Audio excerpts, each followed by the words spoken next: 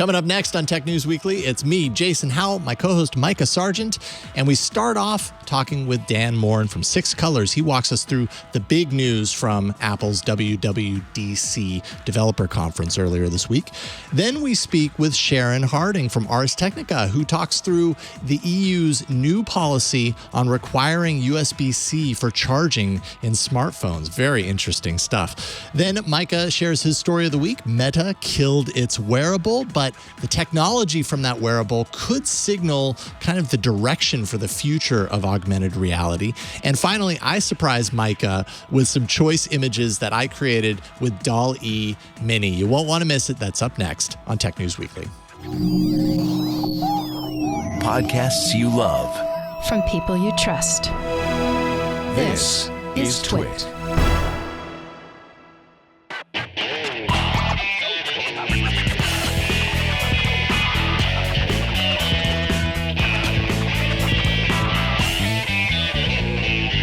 This is Tech News Weekly, episode 238, recorded Thursday, June 9th, 2022. This episode of Tech News Weekly is brought to you by New Relic. That next 9 p.m. call is just waiting to happen. Get New Relic before it does, and you can get access to the whole New Relic platform and 100 gigabytes of data free per month forever. No credit card required. Sign up at newrelic.com/TNW. And by NetFoundry, reinvent the network and eliminate the WAN by decoupling security from infrastructure to protect our applications and data with open source zero trust. Grab your free swag and free tier now by going to netfoundry.io/twit. Hello, and welcome to Tech News Weekly, the show where every week we talk to and about the people making and breaking the tech news. I am one of your hosts, Mikah Sargent. And I'm the other guy, Jason Howell. You say we talk to the people making and breaking the tech news, but last week it was just you, right. So thank you. You're very welcome. I appreciate it. You are here now. So that's right here, right now. Right now. There's no other place I want to be. You are here to be here right now. Yes. All right, let's get into, oh, look, my wires are all over the place behind my head. Let's fix that first. And then we can get to the news this week. So up first, of course, Apple has been holding and will continue to hold its Worldwide Developers Conference. This is a week-long conference that takes place mostly online. It is an event where Apple announces the next versions of its various operating systems and occasionally announces some hardware. Joining us today to talk about WWDC is one of the journalists who was there in person and is now back home safely. It's Six Colors' own Dan Moren. Welcome back to the show, Dan. Thanks for having me, as always, guys. Yeah, happy to have you here. So let's kick things off. Let's get the thing out of the way that people are always excited about, but the thing that I think comes secondary at WWDC, which is hardware. Yes, indeed, there was hardware announced at WWDC. What are we working with this year? Well, we got two new laptops. I'm going to put an asterisk next to new, though, because we had a new MacBook Air, which is based on the new M2 chip that Apple showed off at the event. And the new MacBook Air has been redesigned. It's lost the classic wedge-shaped design. It's now just sort of thinner and flatter, a little bit more like the MacBook Pros introduced last year. It is bringing back some other features. MagSafe. It's got itself a 1080p webcam. You know, a lot of stuff sort of been standardized around those MacBook Pro models from last year. And then in addition to that, we've got a updated MacBook Pro 13-inch, also with an M2 processor. This is where the asterisk comes in. This model it's based on the 13-inch MacBook Pro that was originally rolled out with the M1 a couple of years ago, but it's not like the new redesigned ones. It's using an older chassis. It still has that touch bar. It doesn't have a lot of the sort of more modern features in it that these other ones do. It seems to be predominantly there to hold down a price point. So it really seems like the Air is kind of the big news here. Also new, it comes in 4 colors. Can we call them colors? Yeah. Colors. Yeah. Silver, Space Gray, Starlight, and Midnight, which are 2 of Apple's newest colors, which are kind of slightly goldy and slightly blacky blue. I don't even know how to describe. That's how they should name them, actually. Do you want the slightly goldy one or the slightly blacky blue one? Slightly blacky blue one. No, that sounds good. That's catchy. Yeah, so new laptops, and those are all powered by the new M2 chip. I think one of the big questions is how much more advanced is this chip over the first M1 chip, Apple's latest silicon? Does it blow things out of the water? Is it an iterative improvement? What are we working with here? Well, it's a little of both. They've kind of tried to split the difference here. There's a couple things happening. One, they've obviously improved the speed of the cores built into it, and this is more of a modest speed boost over some of the previous, like going from Intel to Apple Silicon, which saw some really big performance improvements. This is a little bit more modest. It's a little bit like the year-over-year improvements in iPhone chips, a little bit closer to that. It does, however, build in some new functionality in the borrowing stuff from the more powerful M1 chips, which added like hardware accelerated video encoding and decoding. So you've got that. And then I believe it bumps it up to a higher GPU at along some of the ways with a 10-core GPU. And the other big thing is that it removes the limitation that the M1 had for 16 gigabytes of RAM, so it can now go up to 24 gigabytes of RAM, and I believe it has twice as fast memory bandwidth at 100 gigabytes per second. So nice improvements across the board while still maintaining that good performance per watt that they're so interested in talking about, sort of low power consumption, long battery life, but good performance to boot. Nice. Okay. So some, as you said, I think that was what we ended up looking at there, was this sort of split the difference, where I know some people going into it thought, oh, when Apple announces the M2, it's going to be just a tiny bit of a bump. And some were wondering if it was going to be blow away, but they did meet that sort of, what is it? Mama bear, I guess, not quite baby bear, but mama bear right in the middle, that works for some people and is enough to make that jump up. It was interesting that the smallest MacBook Pro kept that old school design, but I think you're right there about the price point kind of being the big factor. Yeah, the same thing there with the M1 MacBook Air stuck around because it's holding down that $999 price point. So you can still get the like M1 Air that was introduced 2 years ago, and then the M2 Air starts at, I believe, $1,099. So again, with Apple, they always like to sort of cover the whole lineup and have something at every different price point, and sometimes that means keeping around older models for a little bit longer. And that means people in my position that want to upgrade always continue waiting, because there's always that the right one is the next one. Yeah. Whenever that's coming. Exactly. Always. Yeah. There's always a new one coming. Yeah. Because that 13-inch with the touch bar, I'm like, seriously, if you didn't have the touch bar, I'd be jumping on that right now. But dang it. A common question I see, and it's one that we actually have here in the chat today, and I've seen this at least 4 times. And by 4 times, I mean not the same person saying it over and over again, but from 4 different people, is that new M2 MacBook Air and the new 13-inch MacBook Pro with the M2 have nearly the same specs because they all are based on that M2 chip. So why would one choose one over the other? Any tips on which one they should go for? It's a good question. I mean, I think the advantage seems to be squarely in the MacBook Air category here. It has a lot of benefits to it, including it's got MagSafe. It's got a slightly larger screen at 13.6 inches. I think the other thing that sort of comes into play here is that MacBook Pro, basically the only thing it's got going for it is that it does have the active cooling system. So it's actually got fans, which if you're concerned about performance, might give you a little bit of a boost in that department. But honestly, the competition in terms of the MacBook Air with the ability to have those extra features, it's got the better webcam, it's much lighter, with a bigger display. I think the MacBook Air to me is squarely right there. Yeah, or rectangularly right there at least. Right, rectangularly right there. Waka waka. Anyway, let's move on. Next, let's talk about software. We've gotten through the hardware, but software is always the big thing at WWDC. We get an announcement of a whole bunch of new fun features, and of course, we don't have time to get through all of them. But I was hoping you could take us through some of the ones that, after having seen them announced on stage and then sort of seeing what people are talking about, what are some of the big buzzy features across the different operating systems? And maybe you can let us know, this one's for iPad OS or it's for all of them, kind of everything in between. Sure. Yeah. I think the biggest thing in iOS that really they led off the show with it, and I think the reason is it is big and flashy, is the ability to really customize and personalize your lock screen.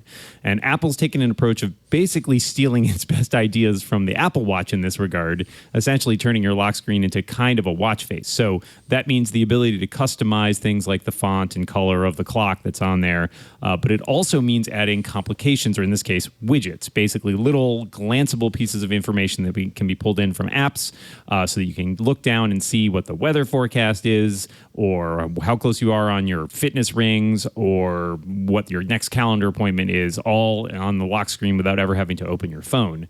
And that's sort of married to this idea of a more complex wallpaper system, where not only do you pick like a static wallpaper image, but you can actually choose from, say, a variety of different faces, some of which are provided by Apple. Like there's a weather face that animates and shows you what the current conditions are, but you can also set it to pull from your own photos, either like automatically on a rotating basis, or from a specific gallery of things, or basically a whole bunch of different customization options. So I think that's something that people have really been looking forward to on iOS, because it really, sort of provides a personalization that hasn't been there before.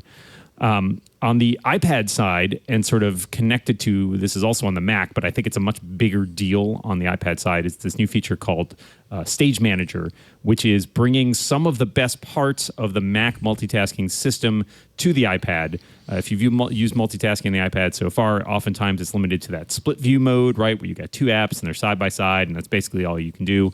Well, Stage Manager opens up the ability to do things like overlapping windows, pairing apps together, so you can have sort of a workspace where, sometimes maybe you're watching something and want to take notes, so you need to like put that screen underneath and like bring out your notes app, and or maybe you want to refer to something that's in one window while you're typing in another window, and it allows it to be much more freeform in that regard. It's still got some restrictions on it in terms of how it works. It's not quite as wide open as the Mac is, but it is something that obviously a lot of iPad users have been frustrated with, the lack of power when it comes to multitasking. So that's a big improvement on that side. On the Mac side, the Mac, I think, is interesting because it gets a lot of the features that are brought across the board. It doesn't get quite as many features that are just like straight up Mac features, but I think the one that people are going to be talking about the most is this new feature called Continuity Camera, which is the ability to use your iPhone as a webcam. Obviously, we all remember there was a big foofara a couple months ago with the new Apple Studio display and people complaining about the webcam quality. Well, Apple apparently had something up their sleeves here, and they're like, well, hey, what if we let you use those great cameras on the back of your iPhone as webcams? And there have been third-party apps, most notably Camo, which already have done this. In this case, Apple's sort of counting on the fact that it's, sort of legendary ease of use. You just sort of put your camera and put it on like a little mount, and there will be some third-party mounts available that clips onto the top of your screen, and it automatically figures out and offers itself up as a camera. You don't have to do anything. There's no like pairing process or apps to install, anything like that. And, obviously the cameras on iPhones are really good. They spend a lot of time and money on that. So bringing that to the webcam side on the Mac, I think is potentially a really big win. Plus it gets you features like center stage, portrait mode, new studio lighting effect. All that stuff I think will go a long way to assuaging people who felt perhaps a little burned by the studio display webcam. And then on the watch, which is the other major thing they talked about, they got a bunch of different things. I think one of the most interesting, because obviously the watch is a big fitness and health device, is this idea of new workout views that take a variety of different metrics and surface them for your workout. So for example, if you want to look at like heart rate zones, this is a thing that people training often do, where it's like, I know I want to get my heart rate in between this zone, right? This range of heart rates, beats per minute. You can sort of figure out where you want to be and then set alerts that let you know when you're in that heart rate zone or if you've dropped below that heart rate zone. And then there's also more customization for workout types like intervals and stuff like that. So if you want to train to a specific program, it's a lot easier to sort of do that, as well as collects a bunch of other stuff about running that is way too complex for me, like ground contact per second or something like that, or all this stuff that me is not a runner has no need for, but it seems impressive. So I feel like maybe I need to start running now is the answer. Yeah, it's like the way you're moving your hips is not great. Vertical oscillation. Yeah, vertical. Who knew? I didn't know. I thought that was like Been what oscillating your bridge- verticals all over the place. What are you doing? Bridge engineers needed to know, not me. The last one I want to ask you about, because I think this impacts everybody, is and you actually wrote a piece about it that was published yesterday, passkeys. Tell us about Apple's vision for a passwordless future. Yeah, this is exciting stuff. They talked about this a bit at last year's WWDC, and I thought this was something, coming years down the road. But this year, they're really making a hard push on this idea of let's replace the password. Passkeys are an industry standard that is basically being developed by a consortium that includes among its board members not only Apple, but other big players like Microsoft and Google and Amazon. So there really is some serious weight behind this and making it like a universal thing. The idea of passkey is like people have trouble with passwords, right? We all have the problem. You got to make unique passwords. You got to make strong passwords. Then it's hard to remember them. So you need a password manager. And all of this has gotten very complex. And we still have tons of security breaches, even though we've added things like multi-factor authentication. Well, passkeys is a way to sort of get around all of that. Essentially, it uses public key cryptography, which is this very powerful form of cryptography that underlies pretty much all of the encryption we use on the web. Like if you ever go to a website to do shopping and you see that little padlock, that technology that is securing your connection is based on public-private key encryption. And so essentially you can go to a site, you can generate a passkey. All of this stuff is managed by the keychain on all your Apple devices. It's all synced between your devices, but it doesn't require you to remember anything because it's generating like a very complex encryption key that is stored securely on your device. And the nature of how this encryption system works is that that key never has to leave your device. Basically, you'll try to log in someplace, and Apple has demonstrated that you can do this basically with one tap. And like essentially that server or app will send a request to your phone and be like, hey, I've got this really complex math problem that can only be solved if you have the right private key. And then your computer does the little math problem and sends back the answer. And it's like, great, it's you. And you don't have to do anything. You don't have to remember anything. You don't have to write anything down. All of this is managed. You don't need multi-factor authentication. It's very difficult to phish, or there's no passwords to be leaked from the server side, basically. So it's way more secure than passwords. Frankly, personally, I cannot wait until places start adopting this because I am so tired of managing all my passwords and getting all those notifications about, we had another security breach. You got to change your password again. So if you're sick of it, there's hope coming. And I saw someone say that many people's passwords, if not most people's password, is actually the forgot my password link on any website because every time they forget their password, they just It's go basically through that like process. a one-time password, essentially what you've done for yourself. Yes, exactly. So this I'm very excited about. Now, I will point out, I've asked a couple of folks, and I've been looking at the different the videos and things like that. I'm trying to get some information, hopefully at some point, on the portability of passkeys, because there could come a time where you want to switch from iPhone to Android. I won't say God forbid because Jason is here and he likes Android. And hey, you never know. What if you have to keep that phone around to be able to do the passkey on your Android device? I would assume, and I don't know the full details, but sort of based on what I've read between the lines, because this is a standard and because Apple demonstrated a way to log in on non-Apple devices using a QR code, which is part of this whole standard, you essentially use your phone and you can log in on a separate device. I think the answer is then you're going to regenerate your passkey, like making a new password on your new device. Once you've been able to log in there, you should be able to create a new passkey and have it associated with that new device. Now, it does raise questions. I don't know what happens. There's a great story somebody sent me that I wanted to write up about if you lose everything, right? Your phone gets destroyed and you don't have access to your other devices. I don't know what you do in that situation. I don't want to know what an emergency recovery situation looks like for passkeys. Especially if you have given up on a password entirely. If you don't have that as a backup, then the only way to get in is with that passkey, and your phone got eaten by a ground squirrel mutated in a factory nearby. As it happens. As often happens. It's a real risk. Yeah. People don't talk enough about that. They don't talk enough. mutated ground squirrels. I don't know It's if they've weird. ever talked about it, but they should be. They should be. And we are. That's why we're here. Yes.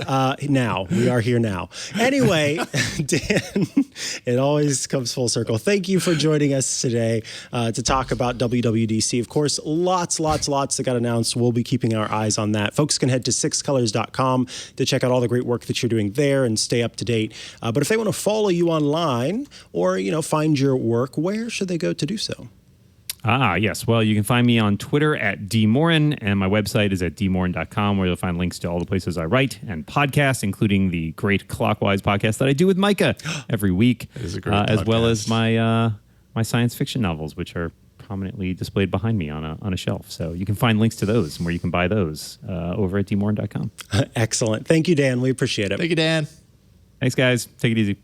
All right, up next, it's time for one USB connector to rule them all.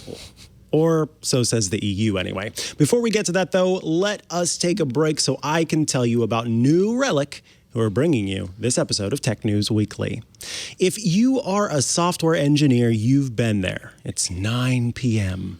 You just put on your slippers, you pulled out the bubble pipe, you've got the nice chamomile tea, you're sipping it, you're unwinding, and then suddenly, bzzz, bzzz, that is your phone buzzing in your pocket because something at work is broken and your mind's already racing, trying to figure out what it could possibly be.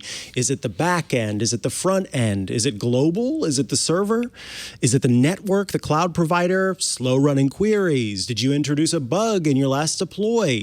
Did you accidentally type in the wrong character, thereby crashing the entire server? Who knows? And now it's not just you. Everybody else with their slippers and bubble pipes are also scrambling from tool to tool and messaging person after person to find and fix the issue. That is your nightmare. I know you're nodding along going, please don't make me have to think of this again. According to a New Relic report, though, only half of all organizations are actually implementing observability for their networks and systems. That means that half of those people out there are just hoping against hope that 9 p.m. call doesn't take place. They're just saying, oh, well, if it does, I guess we have to do the scramble bamble. You don't want to have to do the scramble bamble, which was a phrase I just came up with. The report showed how maintaining network observability continues to be an issue for companies around the world. That's not going to happen. That won't happen if you get New Relic. New Relic combines 16 different monitoring products that you'd normally buy separately, so engineering teams can see across their entire software stack in one place. You're going to get application monitoring, APM. That's unified monitoring for your apps and microservices. You'll get Kubernetes and Pixie, instant Kubernetes observability with Pixie. Distributed tracing, so you can see all your traces without management headaches, so you can find and fix issues fast.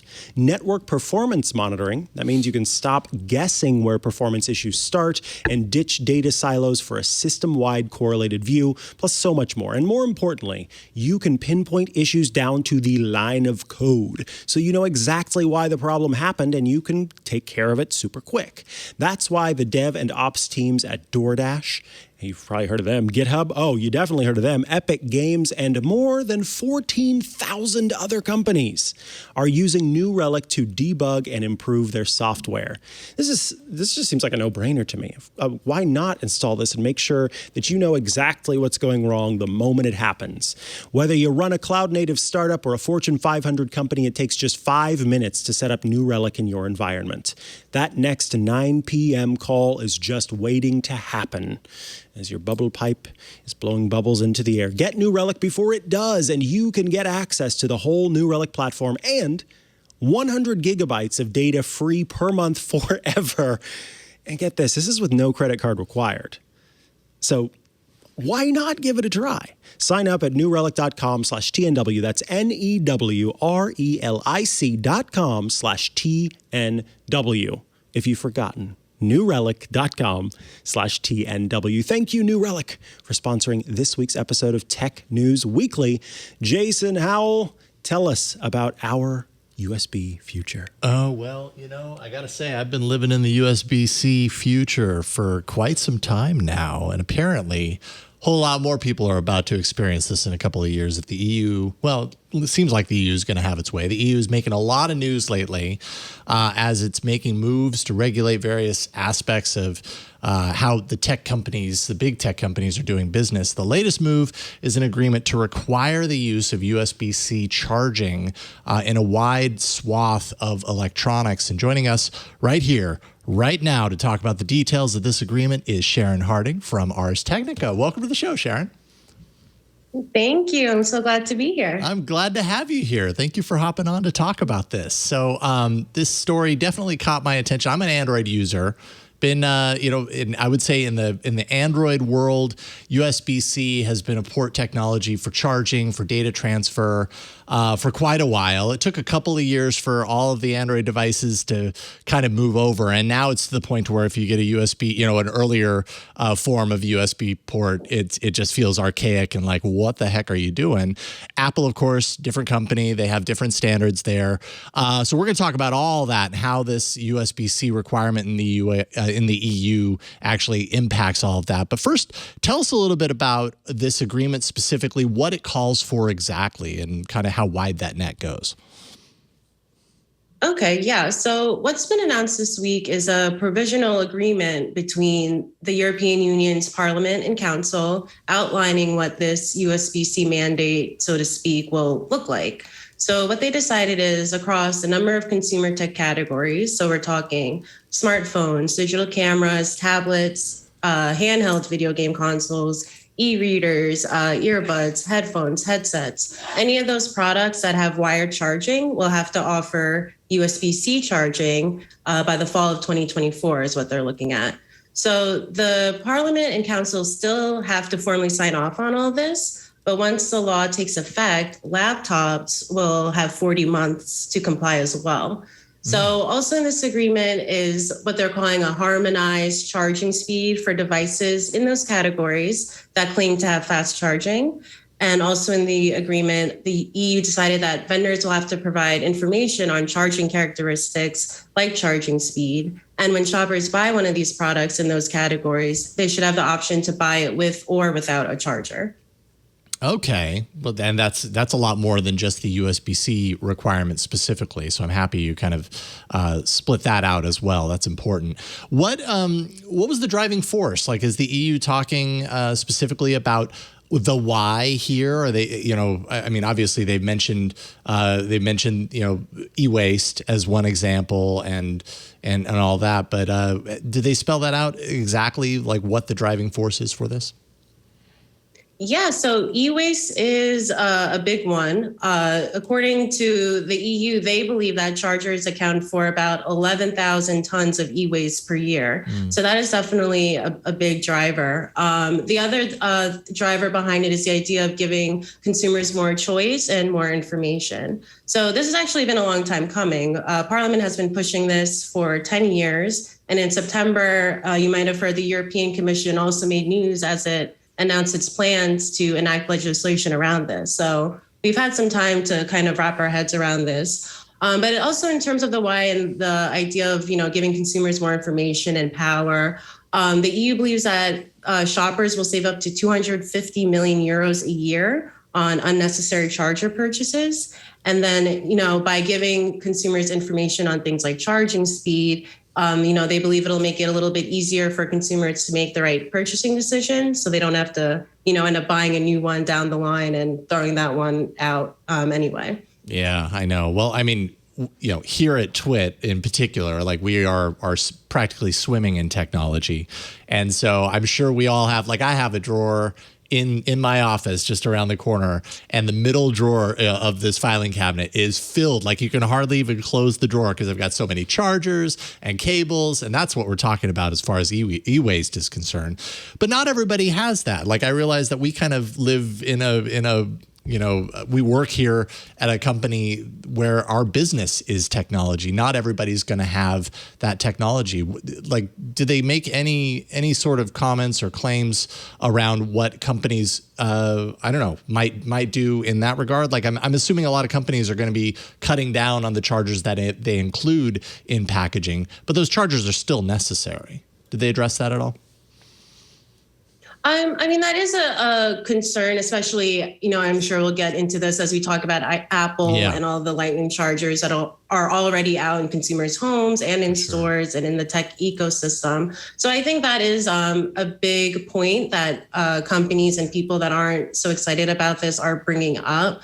But I think the EU their government stance is that, this is what will ultimately be right for the consumer, and it'll help them also make better decisions. So like you and me have all these cables. Their idea is that, someone who's not as tech savvy can just buy the right charger, buy the right cable, and they won't have a problem, because that's part of the reasons why some people end up with all these different cables. They think it'll work or it'll have the right charging speed, and they find out it doesn't. That one goes in the drawer. They buy a new one. So that's kind of the idea here. And you never quite throw it away, because you never know. You might get that device somewhere down the line, and that's the exact cable that you need. Meanwhile, I haven't even touched anything in that drawer for years.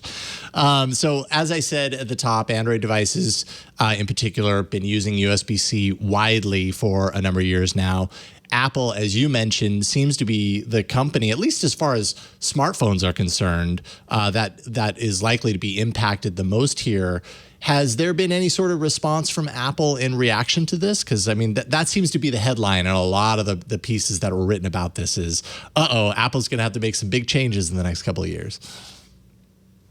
Yeah, so Apple hasn't responded to this week's news yet, but it has commented in the past. Like I said, this has been a few years coming. Mm-hmm. So, Apple uses its Lightning chargers, as you guys know, for iPhones and the base model iPad. And so it stands for years now. It's been that such a mandate as the EU's creating will stifle innovation. And they've also pointed to, as I kind of just mentioned, an increase in e-waste if Lightning chargers, cables, adapters, those accessories all start becoming useless, and that it could also confuse customers. So they say. I mean, I think, it might actually make things simpler down the line, and a customer can learn USB-C versus Lightning, but that is something that Apple has said. So in 2021, actually, Apple said there are over 1 billion active iPhones in the world. So that gives you an idea of the scope of the ecosystem of charging parts that we're looking at here that could potentially become useless. That said, the EU has responded to those concerns, at least partially. They have noted that Apple could technically keep its Lightning or any other proprietary charging port or connector it wants. It would just also have to offer USB-C. And if we know Apple, we know they hate buttons, they hate ports. They're not going to add 2 ports on their iPhone. Or I don't know, Michael, what do you think? They're not doing that. They would rather go completely portless. And, completely, right? And just go fully wireless charging and that sort of stuff, which I guess would be one way to get around this, but that might carry its own other consequences as a result. One big question that I have about this is just about the technology itself, right? Like you mentioned just a few minutes ago, they've been working on this for 10 years. If you go back in time 10 years ago and envision a world where they actually created this rule, this law, whatever it's going to be 10 years ago, what was the port that they would have mandated then? And here we are 10 years later, and we probably now, through now eyes looking at that, would go, oh my goodness, I'm so happy we aren't locked into that port. Like, USB-C is 5 years old already. By the time this is in place, it's going to be 7 years old. So it's going to be a 7-year-old kind of technology, port technology. And there will be a time somewhere down the line when that is outdated, or that there is a good reason for that to be replaced. Is there any kind of thought or long-term view as far as that's concerned, as far as this just kind of burning out at some point and it doing more harm than good, I guess is where I'm going. So the good news is that the EU says it's open to evolving and adapting the policy as technology develops. So should the EU find a technology that it believes is better for the consumer, that's the key, like the government has to agree upon that. They're deciding, yep. Right. Yeah. So if they find a technology like that they think will serve consumers better than USB-C, they say they're open to changing the policy and doing that. They even say, that they encourage tech vendors to come speak with them and work with them. They've noted that they have tech engineers on the commission. So they say that they're open to changing it. Their goal is not to make it so that USB-C is the ultimate last ever wire charging option. The one port to rule them all, as Mikah said. Right. But I could see why, people or companies might actually become less interested in developing new wire charging techniques. You think about, how many resources will companies be wanting to invest in R&D for a future that might end up being used across products and won't be a differentiator. Yeah. And when USB-C becomes very prominent in their related accessories and everywhere in everyone's home. So there is something to consider, like wondering if it will stifle innovation like inadvertently because people get so complacent and it won't become a differentiator per se. But the EU says, we're open to evolving with the times. Yeah. Be interesting to see how that plays out. And again, we've got a couple of years leading up to that, so a lot to develop there. And then I think my final question has to do with this is a requirement in the EU, but there's no way that Apple, just taking Apple as an example, is going to create two different versions of the iPhone, right? Like one with a USB-C port and then one with a Lightning port. I mean, I don't know. Is it possible that this regulation in the EU impacts worldwide? I mean, I think undeniably that's probably what's going to happen. But what do you think? Yeah, I mean, you bring up wireless charging, so I would say let's not forget that it's not quite at the point I think where we'll want to convert completely to that due to how challenging it is to make that efficient in terms of transferring power and data. But that is something still open for vendors to work with and play with in terms of innovation. And so in terms of this spreading globally, I could speak to the US where I am, of course, it took the EU like 10 years to get to where it is now. And as of right now, I'm not seeing that level of lobbying and organization in the US. Mm-hmm. And of course, big tech and the idea of free enterprise has an extreme amount of value in this country. What there is a big organized push for right now in the US that I think is worth comparing against is the right to repair, because we have seen gains there. New York State is on its way to having the first law requiring right to repair for digital electronics. So that does show us that it's possible to pass laws in the US around this kind of topic around consumer electronics, but it would be incredibly challenging. It would require a lot of work and organization, and it's going to see a lot of resistance from big companies with a lot of money and a lot of influence, just like the right to repair has seen. But, I still think the policy could still have influence in the US, of course.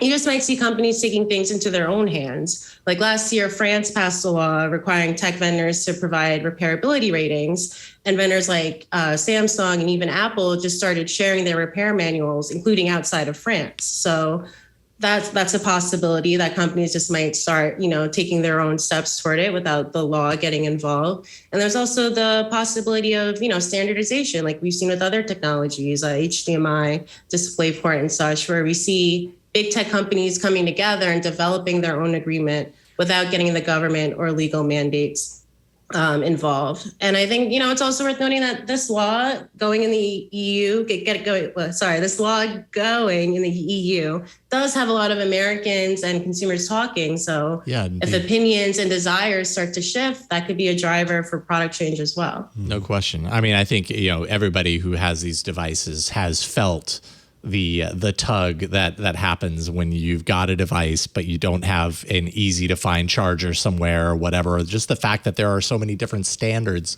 in charging and in other facets of technology. So we've all felt what it feels like to have that device in the wrong thing. And so that's a pain that everybody recognizes. So we can all appreciate that there's some movement there. I certainly do. Well, Scharon Harding, really appreciate you hopping on to talk with us about this. Scharon, of course, writes for arstechnica.com. If people want to follow you online, where can they find you? Oh, believe it or not, I don't use any social media. So the best place to go is arstechnica.com and check out my articles there. I'm jealous. That sounds delightful. Yes, it's a simple life. Yeah, right. And actually, it's pretty easy. Just stop using social media if you want to go there. It's not that easy. I can tell you that firsthand. Scharon, thank you so much. Really appreciate your time. We'll talk to you soon. Good. Thank you, guys. All right. Take care. All right, up next, we're going to get to our stories of the week. But first, we want to take a moment to thank the sponsor. This episode of Tech News Weekly is brought to you by NetVenture. Foundry. Networking has traditionally been handled by dedicated teams and personnel. You could say network security has been deemed too important to leave in the hands of developers. One of our sponsors, that's NetFoundry, believes differently. Secure connectivity is too important to be taken away from developers. It's actually forced dependency and stifled innovation and business velocity, or unnecessarily trades off security for those benefits. Therefore, NetFoundry created and maintains OpenZT, providing an open source, free, and easy way for the world to embed zero trust networking into anything. It provides everything you need to spin up a truly private, zero trust overlay network in minutes across anything, directly in your app, on any device, or in any cloud. And it's built on principles of extensibility, of flexibility, and scalability. So attacks from insecure networks, they can become a thing of the past as a result, which wouldn't that be nice? External network attacks, including DDoS attacks, brute force, credential stuffing, CVE, zero-day exploits, BGP hijacks, phishing, and more. I feel like we covered them all, but there's more, believe it or not, can all be stopped. And this is truly zero trust of all networks. No need for expensive and risky reactive patching. Agnostic design patterns actually ensure that you only need commodity internet with outbound ports without needing networking engineering skills to implement it. And you can say goodbye to complex firewall rules, to inbound ports, public DNS, static network access controls, and VPNs as well. Spring4Shell and Windows RPC RCE are recent exploits. The recommendation is to cloud inbound ports, but OpenZT allows you to have no inbound ports at all. OpenZT was mentioned in Java Magazine about how they ZTified the Spring Boot for any Java app. And really, the moral of the story there, those who make themselves dark cannot be exploited by Spring4Shell or other network attacks like it. Eliminate the tug of war between developers and security. The former can actually work programmatically with software, while the latter have isolated apps driven by policy, by visibility, and logs they require. Zero trust is a journey. So start wherever you need based on your priorities. OpenZT offers numerous SDKs. They offer tunneling apps for popular OSs and edge routers in cloud marketplaces. And if you don't want to host OpenZT, well, you can use NetFoundry's SaaS, including free forever tiers for up to 10 endpoints. So how do you get in on all this magic? Head to netfoundry.io/twit. And if you do that, you'll actually be grabbing some free swag in the process. You can learn more there as well and get started. That's netfoundry.io/twit. And again, make sure and get your free swag and free tier right now. And we thank NetFoundry for their support of Tech News Weekly. All right, over to Mikah, Story of the Week time. Yes, so Apple may be known for its, its different devices, of course, but in particular, when it comes to wearable devices, the Apple Watch kind of reigns supreme in the category of general wearables.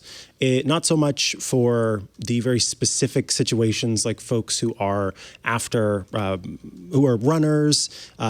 Those typically are the Garmin watches that people will go after.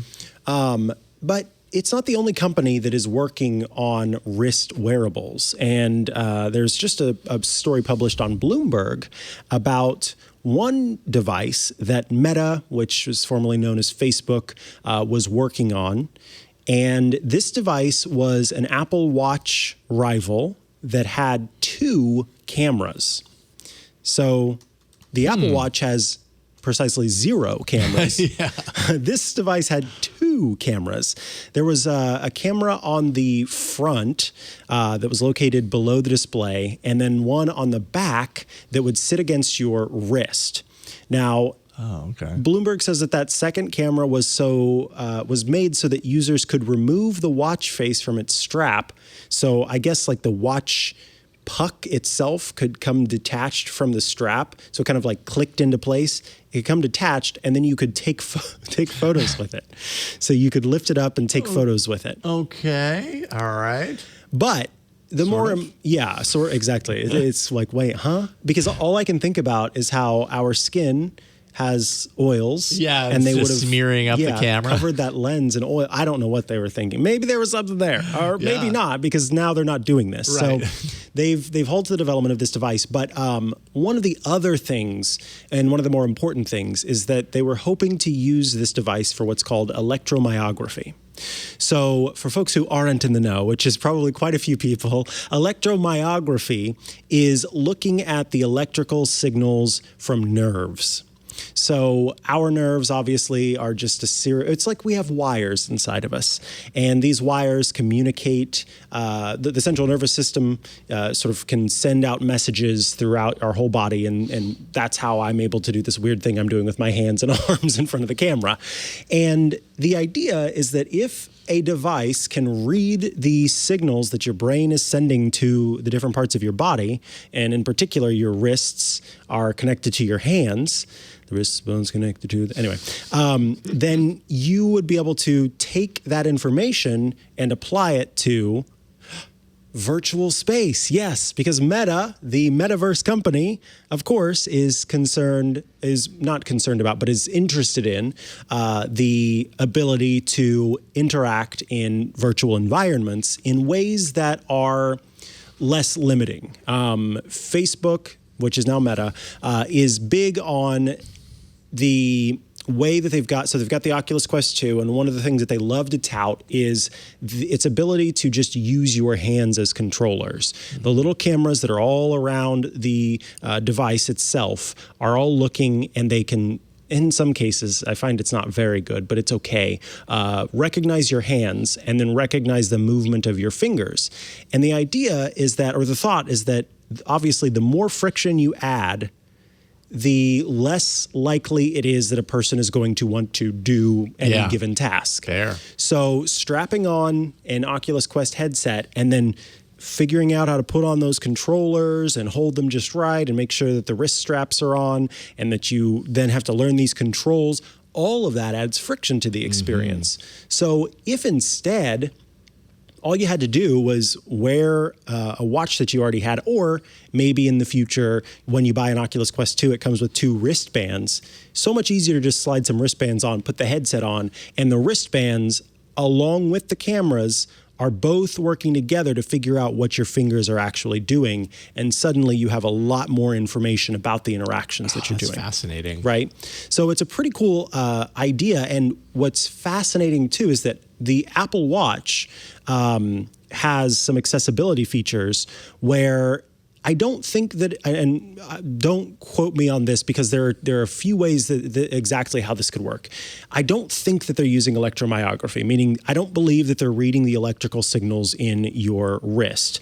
But instead what I believe is happening is they've got these 4 sensors on the back of the Apple Watch, and they've got all of these lights. And when they shine that light into your skin, they use those sensors to measure your blood or your pulse, which they can do by seeing how the red kind of grows and shrinks, but then also your blood oxygen level by how red your blood is, and a few other things that they're able to determine using those sensors. But while they're lighting up your skin, they can look at the tendons that run through your wrist, down your hand, down your arm.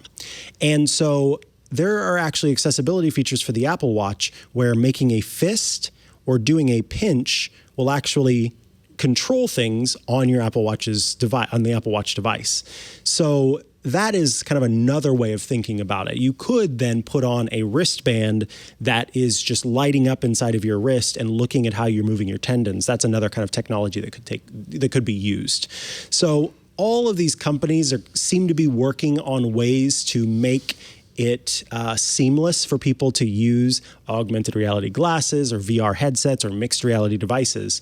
But it appears that the company is not interested in taking this project, which was internally reportedly called Project Milan. However, the company is working on some other devices. So even though they've halted work on this wearable, Bloomberg says they're still working on multiple other wrist-worn devices. And so they are, while this one's no longer on track for production, which was targeted for release in spring of 2023, they will probably go to work on the other wrist-worn devices that the company is working on.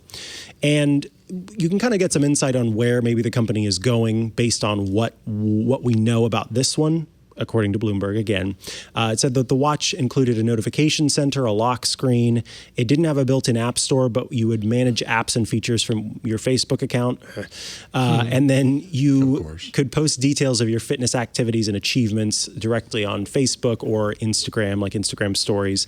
And apparently also had Spotify built into it as well. So interesting what the company is working on, even if the device doesn't end up launching, because we do know that the company is working on some other ones that we could see. It said that the removable watch face had a gold-colored casing. It had 2 buttons on the side, including a long pill-shaped one and a small circular control, which is a lot like any other smartwatch out there. Wi-Fi, GPS, and even cellular connectivity with an eSIM, which is a lot like, again, other wearables, 18 hours of battery life, et cetera. So it would have been a competing smartwatch from Meta. But I think that the more important overall story here is that this wrist-worn electromyography device definitely seems to be something that Facebook or Meta is sticking with in terms of paying attention to that technology. Here's what this makes me wonder. We also know that Apple is working on its own AR and VR stuff. And the Apple Watch is a very popular, very ubiquitous wearable out in the marketplace. Like, if Facebook is here, I have to imagine Apple's there too. Yeah. And Apple's thinking about, like, how can we take the other devices that you already have and empower those to make this experience better? And if they do it well, they do it in a way where, because you're right, the friction is kind of the killer in all of this, I feel like. But Apple has the ecosystem, and the people who love their Apple devices have it all, right? Yeah. And so if Apple does it well, it's like ambient computing. Yes. It's like it just kind of adds to the experience and improves what you see when you do put on the ski goggles or whatever they're going to look like. Yeah, and I was just thinking too, I don't know how I didn't think about this. Your Apple Watch can measure ECG. Right. That is an electrical signal. Yeah. You touch the side and that forms the circuit so that the part that's touching your wrist is the one side of the circuit, and then your finger touching the other side is the other side. So it already can measure electrical impulses from the heart. So then why couldn't it also use those same contacts that you have against your flesh to measure the nerve electrical signals? So who knows? They may already have some implementation of the Apple Watch that is reading the nerve communication going on in your wrist. They might just need to make the case for, by the way, if you have one Apple Watch, you have half as many as you need. And we've created a new watch for your ankles. Oh my God. The ankle watch. The ankle watch. Or the eye ankle. I don't know. You're going to love it. I am wearing 2 Apple Watches today. That's there because you are. You're the user. I'm the guy. No surprise, but you're the guy. This one is running the beta OS, and this one is not. This one is the watch that I actually use, but this one has the secret software on it to see how it's working. So I guess, There we go. All We've I need is some identified glasses. All you need, or snow goggles or whatever they're going to end up looking like. But yeah, that's interesting. That's really cool. Yeah. All right. Tell us about your story of the week. All right. I like to think that my story of the week is interesting and really cool as well. We talked excited. on this show in the past many times, different moments, different times throughout the last couple of years about AI and AI's impact on art. And then, of course, we've got Dall-E that you, I believe, had as your story of the week not too long ago. Or it was an interview. I can't remember what it was exactly. Yeah. It was an interview. That's right. With some of the people who created the tool. Well, apparently there has been bubbling around a Dall-E Mini, a mini version of Dall-E that was created back in July of last year by a gentleman named Boris Dama. He produced and coded this over the course of a single month. It was part of a competition that was held by Google and also the AI community Hugging Face. Nice name. And it's out there. This is an example of that AI image technology that everybody wants to get their hands on but can't use. Yeah. This is an example that you can use. How do they? So is this actually Dall-E? I don't think that this is exactly Dall-E. I think this is a system like a maybe it's a stripped down version. I'm not quite sure exactly the correlation between the full Dall-E system and Dall-E Mini, but. And yeah, I saw your message in Slack, John. It's really overwhelmed. Basically, this was created, and I think it's been out there since middle of last year, but it's suddenly been discovered by everyone, and so it's getting really impacted. So if you actually go to the website, you're going to have a hard time loading it. And actually, it's more impacted than it has been when I use it. When you're pulling it up on the screen here, and it's just saying, "Please wait." It's not even giving you the interface. But anyways, do a search for Dall-E Mini. It's on huggingface.co, and you'll find the tool. I was using it this morning at like 6 in the morning, and I was having no problem. So probably time of day, how many people are using it and everything. But the creator admits, Boris admits it, quote, kind of works. But the thing about these things is that the more you use them, the better they get, right? Mm-hmm. It's getting slammed. People are using this like crazy right now. And the more it gets used, the smarter it gets, the better it's going to continue improving and everything. There are certain things that work better on it than others. Cartoons, characters like that have more simple characteristics definitely work well, easier to decipher and replicate. Landscapes achieve better results because it's harder for the human eye to really pick out like, oh, that tree doesn't look perfect, or trees just kind of look imperfect, as a whole. Yeah, and so it's harder to see that. People, like pulling in people. Kermit the Frog. Yes, lots of memes out there right now about Kermit the Frog, right? But people, you'll start to see a real breakdown, and you're like, well, I guess that kind of looks like Tom Cruise, but his face is all smeary and everything. So it's not perfect, but you can play around with it. There's tons of different sites that are kind of featuring these. And if you're on social media, you'll see a lot of people posting the grid. It's like 9 or 12 images. I went on a tear this morning and created a carousel of images to surprise you with, Mikah. I'm so excited. And so basically my and you can start to see it up here on the screen. They were all Chihuahua images, but in the style of different artists. So who is that? That's Banksy. That's Banksy. Okay, your eyesight is better than mine. This is Kevin. Is it Harding or Herring? Oh, Keith. Okay. My eyesight is really bad, apparently. I can't see that far away. Chihuahua in the style of Keith Haring. There we go. You can read these better than I can. This is Goya. Yes. Yes. So this Goya. is Chihuahua in the style of Goya. Oh my God, those ones are kind of terrifying. Those, I know. I love it. They're The so one in the cute, top though. right.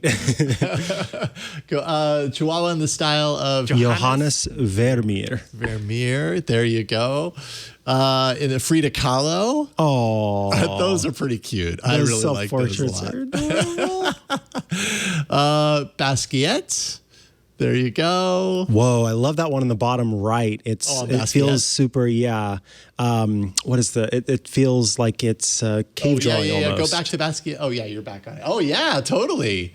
And then if you were on the interface, like if you actually loaded this up, you could click any one of these and it would full screen it. Can you rate them? Can you say like this one is a good one, this one's a bad one? Oh, that's a good question. I didn't look. Because that would be some sort of thing feedback for the brain to use. Yeah. Yeah, and say this. So anyways, Rembrandt, I did Andy Warhol, and I just had a whole lot of fun. The one that didn't really work, and Picasso's good too. There's lots of the Rembrandt one cracks me up. That one's hilarious. Oh, but it's so great. Like, how cool that you can just type out a sentence and say, I want all this ridiculous stuff in a single image. And you end up getting these selections. I'm going to save all of these. They're not perfect, but they are pretty impressive. Yeah. And again, this type of technology, like we're early on this. Mm-hmm. Like imagine how amazing this is going to be in 5 years. I want to see Dall-E do these now.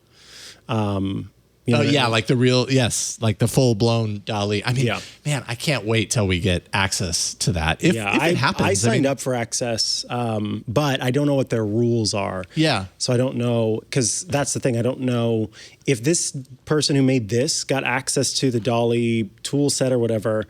If they posted it online in this way, I don't think that's allowed. So I don't know what they're doing here, or if they just had a similar model or what. Anyway, I mean, I'm curious I have about to the whole imagine it's background. allowed because it was part of a contest that Google held.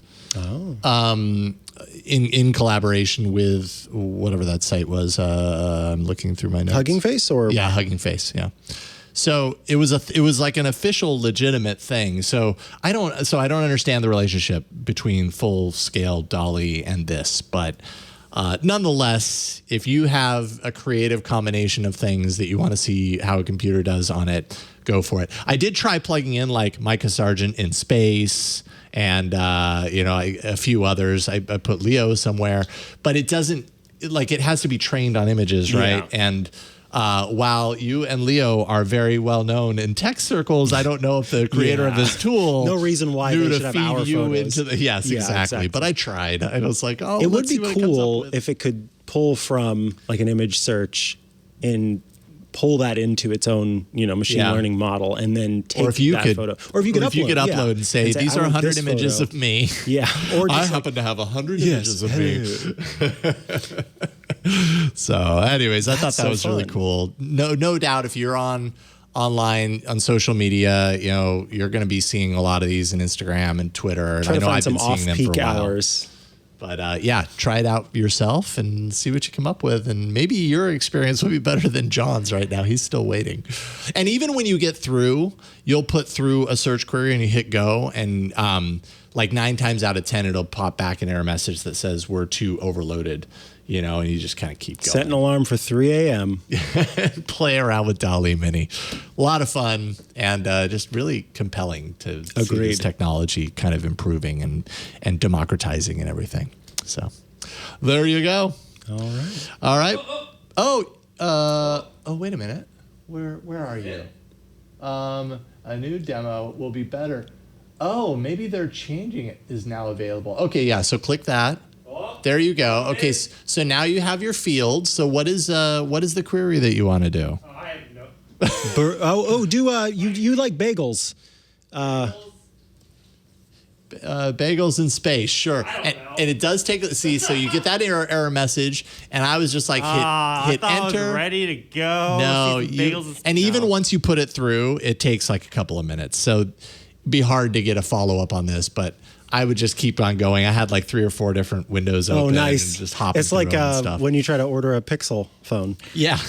Or buy tickets on Ticketmaster. Yeah. Actually, they don't allow you to do that anymore. But anyways, try it out for yourselves. And share what you come up with in the Discord or IRC. Yeah, let us see it. there. All right, we've reached the end of this episode of Tech News Weekly. Always enjoy doing this with you every Thursday. All you got to do is go to twit.tv/TNW and get subscribed. Subscribe to the podcast. That way you'll get it automatically in audio and video formats. Also YouTube if that's your preference, but twit.tv/TNW is the place. And if you'd like to get all of our shows ad-free, well, we've got a way for you to do that. You can check out Club Twit. twit.tv/clubtwit. For $7 a month, you get quite a bit of stuff. First, as I just mentioned, you get every single Twit show with no ads because instead you are supporting the show directly. You get access to the Twit Plus bonus feed that has extra content you won't find anywhere else, behind the scenes, outtakes, and special stuff from us, as well as access to the members-only Discord server. That is the place where you can go and chat with your fellow Club Twit members. It's just like a bunch of different chat rooms all grouped into one app. It's a lot of fun. $7 a month, twit.tv/clubtwit to check that out. Also, if you use Apple Podcasts and would like to support the show, well, we've got a way for you to do that as well. You just go into Apple Podcasts, you type in Tech News Weekly, and you find the audio version of the show. You'll see a button there that says subscribe for $2.99. When you tap on that button and subscribe, you'll get an ad-free version of the audio feed. So that's a great way to help out as well.